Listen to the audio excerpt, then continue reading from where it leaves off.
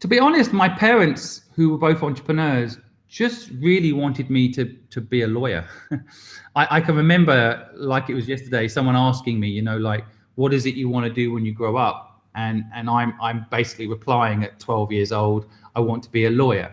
And I don't think there is any child at 12 that wants to be a lawyer. So it's definitely my parents that led that mindset and led that subconscious training in my brain. But I think, I didn't realize I was an entrepreneur until this 15-year-old moment, really. And then when I realized it, I really was forced into entrepreneurship initially. I kind of had no choice but to make entrepreneurship work. And I think that was a good thing. I kind of burn the boats model. Basically, if I didn't build a business from scratch at 15 years old, no one was going to give me a job. And I didn't have the education to get the sort of job that I felt my brain power would give me.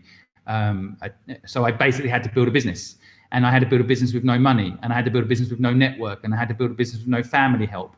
And frankly, I think all of that added up to making me quite a resilient entrepreneur. And I woke up the entrepreneurial muscle in my brain at 15 years old. I don't think it was that active until that moment, although I'd been surrounded by an entrepreneurial, family. But I didn't really feel like my path was entrepreneurship. I was always kind of taught that was, the hard way to build a life, and why don't you get a profession like a lawyer and you can always earn money sort of concept. And it wasn't until I was 15 and had this dramatic change that I suddenly woke up that entrepreneurial muscle in my brain and realized I was an entrepreneur.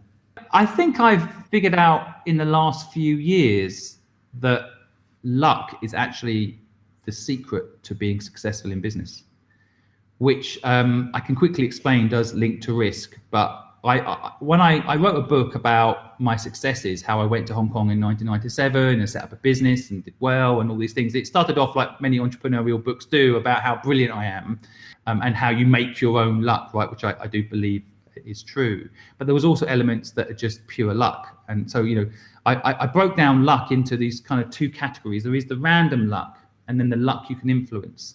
The random luck might be, for example, where you're born, what family you're born into. You could argue coronavirus is a random occurrence. You can't control that. But what I think you can do is perhaps control a second part of luck. I think is controlling luck. So you can control how you react to coronavirus.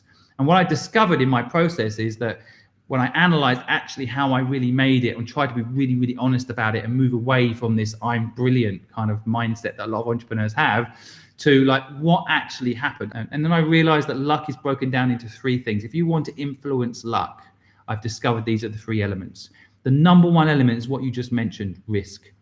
If you don't take risk, you don't get lucky. The more risk you take, the luckier you get.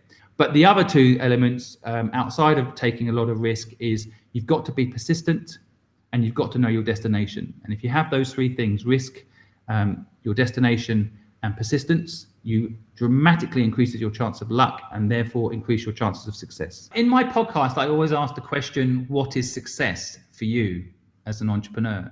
For me personally, I kind of look at success as a moving target over time. When I was 15 years old, success was just being able to pay the bills. But of course, as we get older and more ambitious, and lifestyle inflation and so on, we definitely lift our measure of what success is.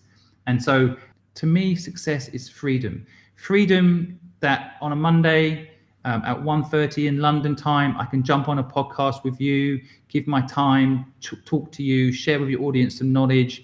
And if I want to do that, I can absolutely do that. There's no boss telling me, well, you better put that through our PR department, Simon, because, who knows where this content's going to go. Or I don't have anyone telling me I've got to be somewhere else doing something else that I don't necessarily believe in or feel is important.